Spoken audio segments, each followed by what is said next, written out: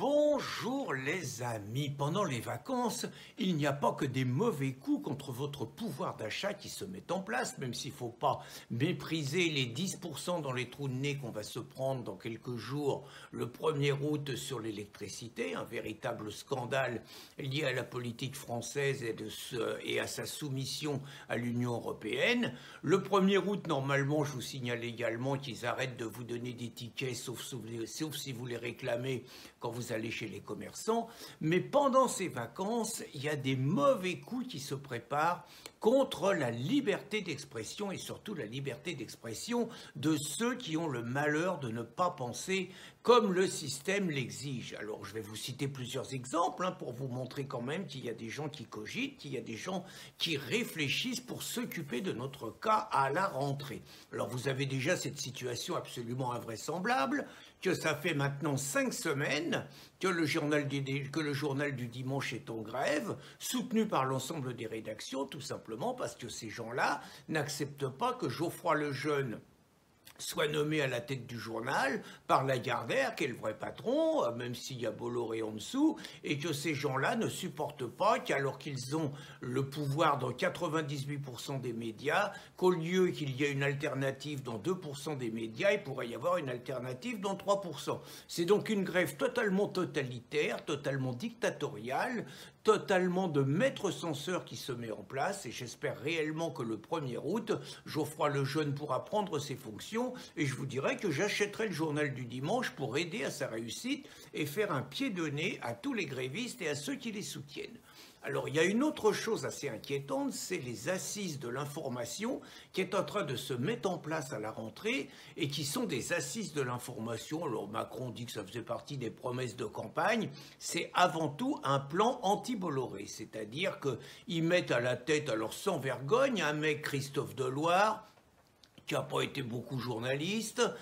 qui est maintenant président de Reporters sans frontières et qui se distingue depuis 2 ans par ailleurs en multipliant reportages et prises de position très hostiles à Vincent Bolloré, à CNews, à Éric Zemmour et tout. Bref, c'est le porte-parole des médias de propagande, appelons un chat un chat. Et donc c'est lui qu'on met à la tête de cette commission, on y met des anciens de Libé, des anciens du Nouvel Obs et des macronistes, rien que ça. Et donc l'objectif naturellement est de maintenir la dictature du système bien pensant et d'empêcher tout média alternatif, et notamment donc Europe 1 aujourd'hui, CNews, le journal du dimanche demain, d'amener un discours un tout petit peu alternatif et différent à celui du discours majoritairement dominant. Alors la troisième chose qui devrait nous poser des questions, c'est que dans le même temps, on apprend par une information sur Boulevard Voltaire, que les députés insoumis et les députés de La République En Marche, c'est marrant parce que officiellement les insoumis insultent La République En Marche alors qu'ils sont d'accord sur 90% des choses, juste la retraite qui les sépare un peu, le temps d'un conflit et tout. Donc ils se sont réunis discrètement pour examiner sur le climat, rien que ça, pour examiner sur le climat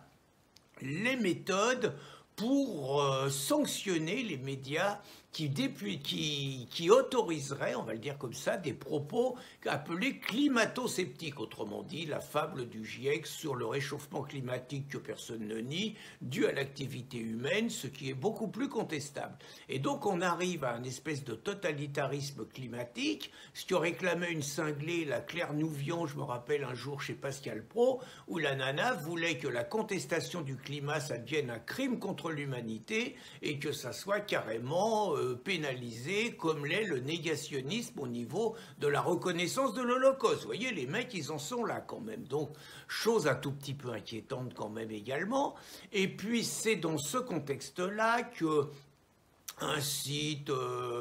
complètement confidentiel par ailleurs, je ne veux pas lui faire plus de pub qu'il en mérite, mais un machin qui s'appelle Bibliothèque Vigilance. Alors déjà, moi, autant vigilance halal, ça me convient parfaitement, parce que ça appelle à une vigilance contre les dangers du halal et contre ce qui implique quelque part la halalisation de l'alimentation française. Mais bibliothèque vigilance, moi, ça me fait penser à des nazis, vous voyez. Alors je suis peut-être un peu sectaire, hein, mais ça me fait penser à des nazis qui brûlaient les livres dans les années 30 qui plaisaient pas, parce que bibliothèque vigilance, ça veut dire qu'il faut brûler les livres qui n'ont pas leur place dans les bibliothèques. C'est quand même un tout petit peu ça. Et donc, bon, c'est tenu par un zozo, je ne sais même pas son nom, jamais entendu parler. C'est des amis suisses qui me l'ont signalé, donc qui racontent, en gros, les mecs, ils ont une bibliothèque et ils dénoncent, alors avec un paquet de conneries, tous les sites alternatifs qui ne leur plaisent pas, parce qu'ils ne sont pas d'accord avec eux sur l'islam, sur l'immigration, sur le climat,